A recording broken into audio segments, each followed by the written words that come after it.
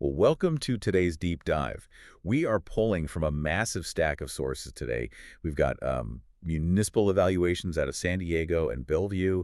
We've got international advocacy reports from British Columbia and Australia, and even a deeply personal memoir. It's a really diverse set of materials. It is. And our mission today is to uncover the hidden mechanics of vehicular homelessness. We're looking at, why the broader culture turns a blind eye, the actual demographic reality of who is sitting in the driver's seat, and the really creative grassroots networks stepping in when structural safety nets fail. Because the system is definitely failing. Absolutely. I actually like to think of this whole phenomenon as a societal check engine light. You know when that light first flickers on in your car? You could ignore it for a while, the car still drives. So put a piece of tape over it? Right, the city still functions. But eventually the engine seizes up. Today, we're basically examining what happens when an entire culture completely ignores its own dashboard warnings. That's a great analogy. And to understand that breakdown, I've actually changed the digital background behind me to this abstract map of systemic nodes. Because before we, open the car doors to look at the individuals inside, we have to analyze the society operating outside. Right, like why does a crisis of this magnitude grow into a 7-mile line without triggering some massive intervention? Exactly. And Stephen Ferry's sociological essay offers a really useful diagnostic framework for this. He uses medical metaphors to describe 3 specific cultural blind spots. And the first one he talked about is what he calls cultural neuropathy. Neuropathy being like a systemic sensory failure. Yeah. He applies this to the collective public consciousness. So it's this profound social numbness, signals of distress, like seeing a family sleeping in a hatchback outside a grocery store. They just fail to reach the broader public's emotional processing centers. The suffering just doesn't register as an emergency. Right. We see the visual data of poverty, but it feels mediated, almost as if we're watching a documentary about a distant country rather than witnessing a crisis on our own street corner. Okay, and he pairs that with his second concept, cultural myopathy, which moves from sensory failure to... A paralysis of execution, yeah. A community might totally recognize the inequality. They might hold town halls, they might be outraged on social media, but their social muscles, the civic mechanisms required for organizing and actually executing structural change, they're completely atrophied. So the empathy is there, but the capacity to actually build housing policy is just incredibly weak. Exactly, which naturally bleeds into his third concept, cultural myopia. Which is short-sightedness. Right, chronological short-sightedness. Because we lack the muscle to build long-term structural solutions, we hyper-focus on erasing the immediate aesthetic friction, and we completely ignore the downstream consequences. Which is so dangerous. It is. And, Ferry actually points to some recent political events to illustrate this. Now, I want to be incredibly clear here to our listeners. We are strictly looking at this from his sociological framework. Right. We are neutrally reporting his claims. We are not taking a political side at all. Absolutely not. But Ferry uses the No Kings rally and the Democratic shutdown as real-time examples of this dysfunction. He argues that in those instances, short-term political posturing overshadowed sustainable governance. So warning signs of systemic strain were basically ignored for immediate partisan victories. And according to him, that resulted in stalled public services and compounded economic hardship for vulnerable people. Exactly. But, I want to challenge Ferry's first premise slightly. This whole idea of cultural neuropathy, that society is just fundamentally numb. You don't buy it. Well, is it an inability to feel? Or is it actually a defensive mechanism against sheer information overload? Like when you hear that over 3,000 people are living in cars in just one county, maybe it's not a lack of empathy that makes you look away. The massive scale of the problem might just short out your emotional circuitry. That's a really fair point. It just feels too vast for a single person to fix, so the brain categorizes it as unsolvable background noise. Well, and that psychological overwhelm, it acts as a huge catalyst for the cultural myopia we just discussed. Yeah. Because the true scope of the crisis induces paralysis, local governments default to treating the symptom rather than the disease. Take the 48-hour parking limit, for example, which the Bellevue Municipal Report details pretty extensively. Oh, man, yeah.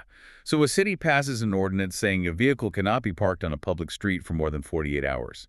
And the neighborhood association rejoices because the visual reminder of poverty moves out of their cul-de-sac. Right, to the local resident, the problem is solved.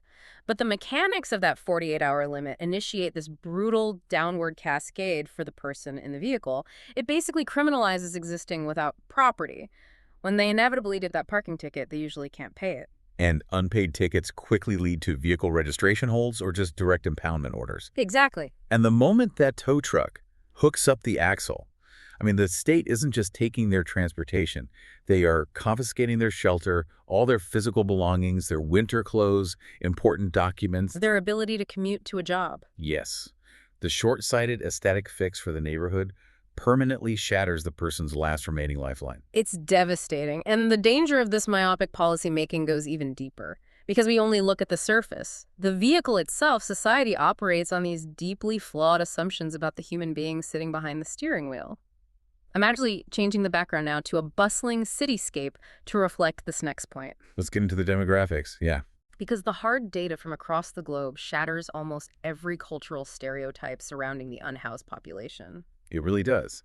The prevailing narrative tells us that homelessness is synonymous with, a tent on a sidewalk, usually accompanied by visible battles with chronic addiction or severe psychiatric distress. Right, but the numbers from the UC San Diego evaluation, the Los Angeles survey by the National Low-Income Housing Coalition, and the Australian data, they reveal that vehicular homelessness is this entirely distinct, almost parallel phenomenon. Okay, let's break that down. Look at the gender divide first. In the Los Angeles survey, researchers found that an astonishing 46% of people living in their vehicles were women. Which is huge. To give you context, the non-vehicular street-level unhoused population in that exact same area was only 26% female. So we are seeing a massive gender disparity here. Huge. And the age demographics are equally jarring. The UC San Diego study found that nearly 45% of their clients were over the age of 50. Yeah, and more than a quarter of them were 60 or older. Plus, 20% of the vehicles housed entire families with children. We aren't talking about isolated drifters. We are talking about senior citizens and grade school kids doing their math homework by dome lights. That is heartbreaking. And those assumptions about mental health and substance abuse, the UC San Diego data completely dismantles them. Among the people using their vehicular program, only 15.3% reported experiencing a mental health issue. Which is actually lower than the 26% reported by the general housed population. Exactly. And the substance use data pushes that even further. Only 1.7% reported a substance use disorder. Compare that to roughly 8% in the general American public. It's staggering. And we also have to highlight that almost 70% of these individuals were experiencing homelessness for the very first time in their lives. And of course, this crisis doesn't hit equally. It disproportionately ravages Black, Indigenous, and Pacific Islander communities due to compounding historical inequities. You look at this data, and it fundamentally changes the geometry of the crisis. We culturally think of homelessness as a long, slow spiral downward. Years of untreated illness, burned bridges, a gradual decline. But for 70% of the people in these cars, there was no spiral. Right, it's more like a trapdoor. They were walking on solid ground, paying their utility bills, and a trapdoor just dropped out from under them. A sudden medical emergency, a layoff, a massive rent hike, and instantly they're living in the backseat of a sedan. The trapdoor is a perfect analogy. And the data really begs the question, if chronic addiction or mental illness isn't pulling the lever on that trapdoor, what is? Right. Especially when we look at the surge in older women retreating to their cars. The underlying driver is shockingly consistent. I've shifted the background to something much more claustrophobic now, like a rain-streaked car window from the inside. Because we have to talk about abuse. Yes. The intersection of domestic violence and economic abuse. The Battered Women's Support Services out of British Columbia, they refer to this as invisible homelessness. These women aren't on the street. They are actively hiding in their vehicles to escape violence. Because domestic violence isn't just physical. It is almost always anchored by severe financial control. Exactly. In the Canadian data, 59% of women experiencing domestic violence report targeted economic abuse.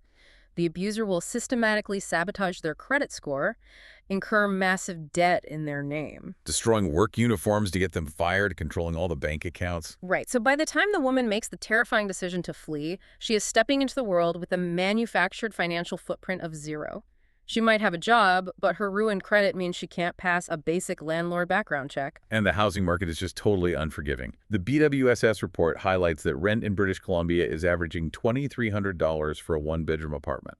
The math just does not work, and the Australian case study mirrors this perfectly. Their data showed that a staggering 1% of rental properties were affordable for citizens living on standard pensions. 1%. Yeah, and this falls disproportionately on older women because they are carrying the weight of a lifetime of gender disparities, the invisible ledger of unpaid caregiving. Decades spent stepping out of the workforce to raise kids or care for aging parents. Which means lower lifetime earning potential, tiny Social Security benefits, zero retirement savings. So when an older woman faces a sudden life disruption like needing to escape an abuser, she has no financial buffer. The system literally gives her a binary choice: remain in a dangerous home or turn the ignition key and move into her vehicle. But, and this is the really difficult part, that getaway vehicle presents a bitter paradox. Oh, absolutely. The car is literally their escape pod. It provides locking doors and mobility. But the second she shifts into park for the night, she inherits a terrifying new vulnerability.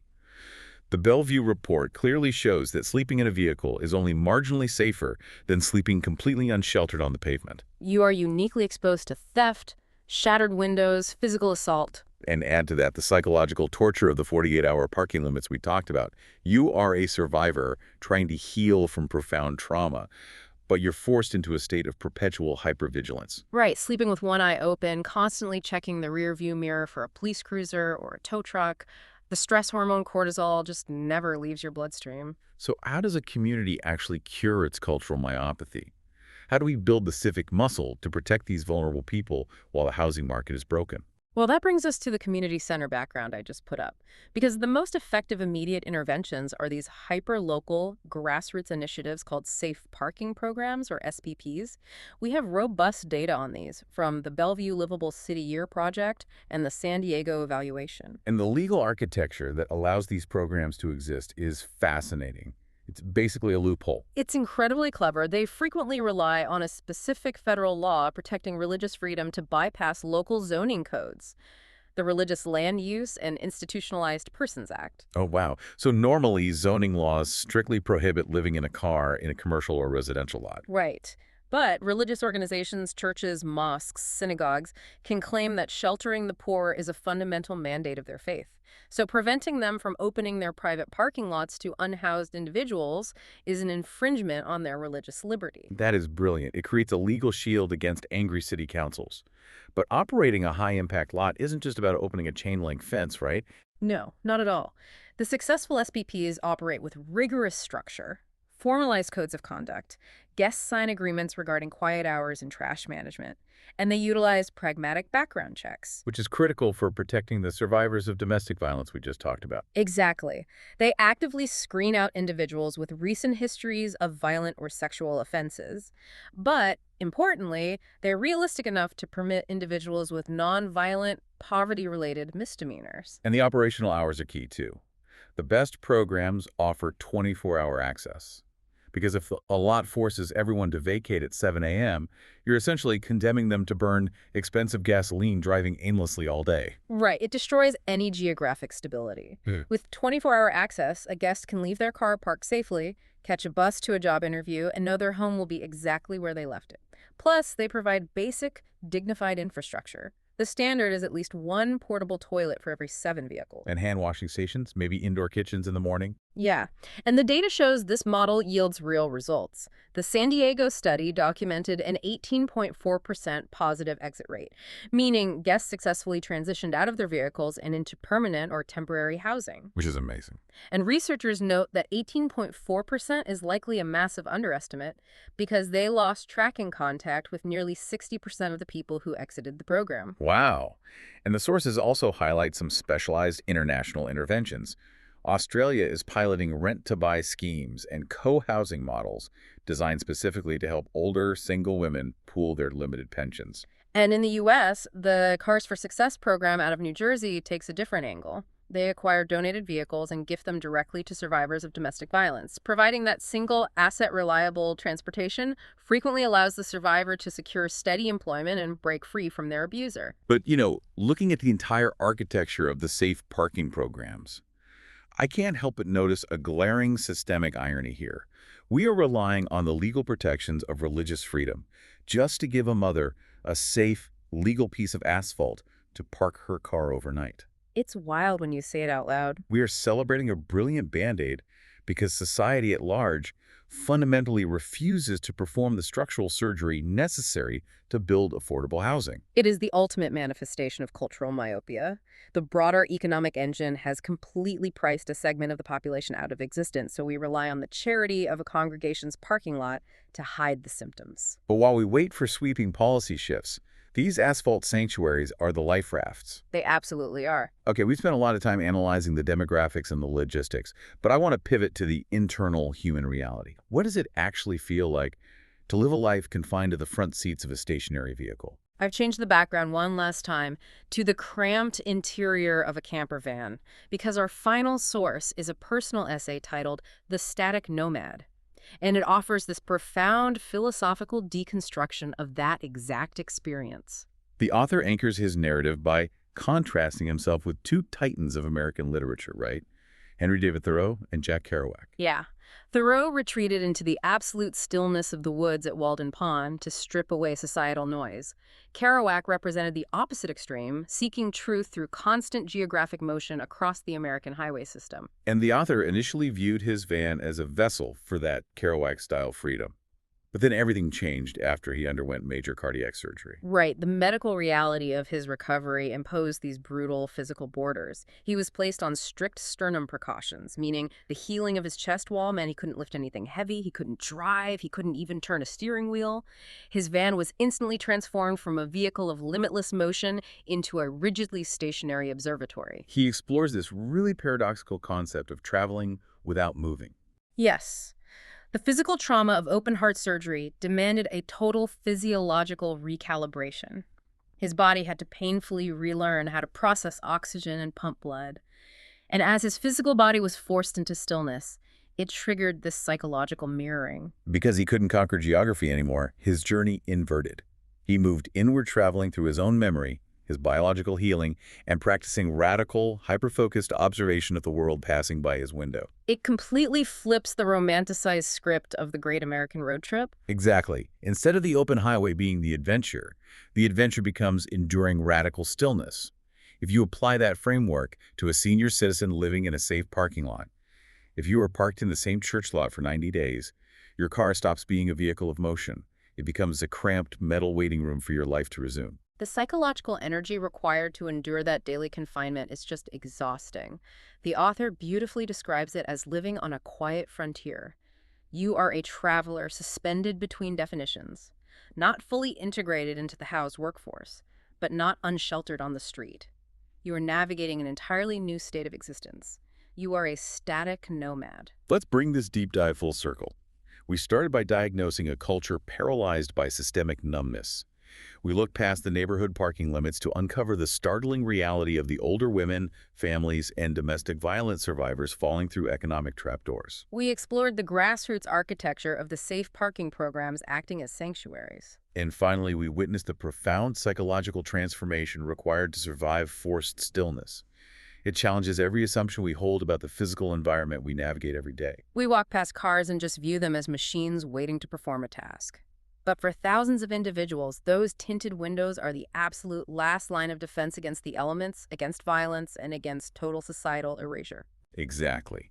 So, to you listening, the next time you are walking your dog or driving through a familiar neighborhood and you pass a parked car with the sunshades drawn tight against the glass, consider that it might not be empty. It might be a stationary observatory. It might be a sanctuary for a family trying to keep their kids in the local school, or an older woman fiercely fighting for her independence. It's a completely different perspective. It really is. And I want to leave you with this final provocative thought. As electric vehicles and self-driving cars rapidly become the norm, automakers are completely redesigning the interior of the automobile. Right, they're removing steering wheels. Exactly. They're outfitting cabins with reclining seats, ambient lighting, and climate controls that mimic living rooms rather than cockpits. So are we inadvertently designing the affordable housing of the future? Is the luxury autonomous car of tomorrow destined to become the essential mobile apartment of today? What if the solution to the housing crisis isn't found in real estate at all, but parked right down your street?